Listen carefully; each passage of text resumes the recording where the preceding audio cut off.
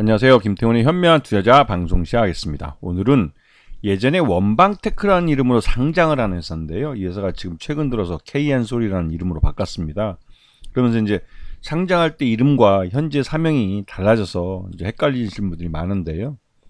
이렇게 이제 사명을 바꾸는 경우는 경영권이 바뀌거나 아니면 사업적으로 그 해외에 진출하거나 해서 영문명이 필요하거나 이런 경우가 있습니다. 그래서 이제 KN테크 같은 경우는 SK온을 통해서 미국에서 이 클린룸, 이제 드라이룸이라고 해서 SK온의 미국 그 전기차 배터리 공장에다가 대규모로 이제 이 드라이룸 공사를 하는데, 이러면서 이제 해외 진출에 대해서 본격적으로 이제 의욕을 나타내면서 사명도 영문인 KN솔로 바꾸게 된 겁니다. 이 업체는 주요 사업이 이 클린룸과 드라이룸 사업 쪽, 그래서 이제 그 다른 그 신성 ENG 같은 기존의 상장했던 업체와 비슷한 사업 구조를 갖고 있습니다. 그래서 경쟁 관계가 있죠. 하지만 이제 거기보다는 후발주자라 사업 규모는 좀 작은 것 같지만, 그래도 주요 거래처가 삼성전자나 또 SK온, SK하이닉스 같은 기존의 이런 드라이룸과 클린룸을 필요로 하는 업체들을 대부분 고객사로 갖고 있는 회사죠. 그렇기 때문에 이런 대기업들이 투자를 많이 해주면 또 동반해서 실적이 좋아지기도 하고, 이런 대기업들이 투자를 좀 적게 하면 또 실적이 쪼그라드는 그런 모습을 하고 있습니다. 그래서 최근 들어서 이 그러니까 스마트 팩토리가 많이 만들어지면서 여기에 이제 반도체나 디스플레이나 또 이제 특히 최근 들어서 2차전지 이 전기차 배터리 공장들이 많이 만들어지면서 이런 클린룸과 드라이룸 수요가 늘고 있고, 특히나 이 그 KN솔은 주요 고객사가 SK그룹 쪽입니다. SK하이닉스와 SK온이 주요 거래처인데, 이쪽에서 이제 투자를 많이 해주면 실적이 늘어나는 구조를 하고 있죠. 자, 올 1분기 실적을 보면 전체 매출액 중에 이 산업용 클린룸이 45.6%의 매출 비중을 차지하고 있고, 그 드라이룸이 32.9%를 차지하는 걸 볼 수가 있습니다. 하지만 이 바이오 클린룸은 아직까지는 그렇게 크진 않은데, 바이오 클린룸은 대규모 사업장을 만드는 바이오 업체들이 그렇게 많지 않기 때문에, 왜냐면 이 바이오 업체들은 뭐 삼성 바이오로직스 같은 이런 데가 이제 대규모 투자를 해줘야 이런 수요가 생기는데, 그렇지 않고 대부분의 바이오 신약 개발하는 회사들은 이런 그 바이오 클린룸이 크게는 필요 없기 때문에 실험실 단계 정도에서는 조그만 배치 같은 걸로 충분히 대체할 수가 있습니다. 그러다 보니까 이 바이오 클린룸은 대규모로 투자할 만한 회사들이 우리나라에서는 몇 개 안 되는 상황이죠. 자, 그래서 1분기 실적을 보면 그 1168억의 매출을 했고, 전년 동기 대비해서는 746억을 올렸기 때문에 이 매출 외형이 굉장히 크게 늘어난 걸 보실 수 있습니다. 그래서 영업이익도 56억이나 발생했고, 당기순이익도 22억이나 발생시켰죠. 그만큼 작년부터 시작해서 이제 SK하이닉스나 SK온이 이 관련된 투자를 많이 하면서 이 수주를 많이 받았습니다.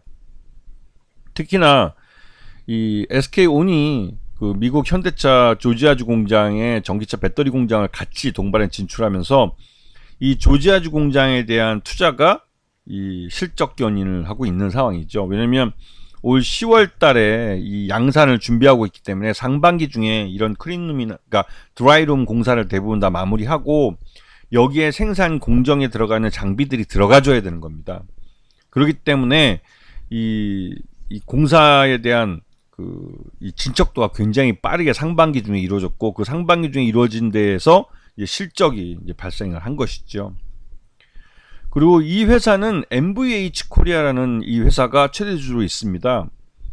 그래서 이쪽이 전체 지분의 51.42%를 갖고 있기 때문에 이 거의 50% 이상이 최대주주 지분인 거죠. 지분율이 이렇게 높기 때문에 이 회사는 실적이 좋아지면 고배당을 할 가능성이 높고, 또 특히나 이제 자사주 취득이나 소각 같은 것들을 할 가능성이 높죠. 그렇게 하면 최대주주가 가져가는 몫이 많아지기 때문에 그런 것입니다. 그래서 지금 MVH 코리아 밑에 이제 원방테크라고 지금 KN솔이라고 이제 이 회사가 있고, 이 KN솔 밑에 해외 법인들이 또 따로 있죠. 자, 그리고 SK온이 요번 국내 서산 3공장에다가도 이제 클린룸과 드라이룸을 짓는 공사를 이제 이 현대건설이 하게 되는데, 이 현대건설의 이 수주를 이 KN솔이 이제 받아가지고 요번에 이것도 한 665억짜리 공사를 받은 것이죠. 그래서 이 공사 수주를 작년 10월 16일에 했고 올해 8월 9일날 종료하게 됩니다. 그렇기 때문에 올해 실적에 이 SK온 서산 3공장의 실적이 찍히게 되는 거죠. 자, 그래서 KN솔 같은 경우는 작년에 이 현대차 미국 그 조지아주 공장에 대한 수주 소식이 알려졌고 그것 때문에 주가가 급등했었습니다. 그랬다가 작년 하반기에 이제 이런 그 전기차 분야에 대한 캐즘 현상 때문에 전반적으로 투자가 둔화된다는 소식에 주가가 많이 흘러내렸지만 그 올 상반기 중에 이 현대차 그 공장에 이제 실제로 이제 클린룸 공사가 끝나고 하면서 이게 이제 기표가 되고 하면서 실적으로 잡히게 되는 것이죠. 그 덕분에 이제 주가도 좀 많이 좀 회복한 모습이기도 합니다. 근데 그리고 또 최근에 이제 SK 하이닉스와 SK온 이런 이제 SK 그룹 계열사들이 약 80억 달러를 투자해서 이 반도체 생산량을 급증시키겠다고 이제 발표를 했는데 이런 호재성 재료가 주가에 반영될 만도 하지만 진짜 문제는 SK그룹이 유동성 위기에 빠져들고 있기 때문에 실제로 그 말했던 80억 달러의 투자가 이루어질지가 좀 의문이 들고 있습니다. 올 하반기에 SK그룹은 그 이 회사채 만기가 그 2조 원이 넘게 돌아오고 있는데 이거를 자체 수익으로는 도저히 막을 그 가능성도 없고 거기다가 또 이제 차환 발행하는 것도 부담하는 이자 비용이 커지기 때문에 실제로는 회사가 말한 SK그룹이 말한 투자보다는 좀 줄어들지 않을까라는 우려가 커지고 있습니다. 물론 SK그룹의 최태원 회장이 한국산업은행 회장을 만나서 직접적으로 이제 그 자금에 대한 지원 요청을 한 상태이기 때문에 그 한국산업은행이 그 나설 경우에는 SK그룹이 원하는 투자를 받아낼 수 있고 또 그렇게 투자를 받으면 KN솔도 이 SK온이나 SK하이닉스의 그런 공사들이 투자가 이제 제대로 이연되지 않고 투자가 되기 때문에 그 수혜를 받을 수 있는 것이죠. 그렇기 때문에 SK그룹이 이번 유동성 위기를 어떻게 잘 넘기느냐를 잘 보셔야 됩니다. KN솔의 실적은 SK그룹이 이번에 한국산업은행부터 얼마큼 투자금을 받아낼 수 있느냐 이게 그 방향성을 결정하게 되는 주요한 요인이 되기 때문에 이러한 부분들을 잘 살펴보면서 투자 여부를 결정하셔야 되는 것이죠. 아시겠죠? 자, 오늘 방송 여기서 마치겠습니다. 감사합니다.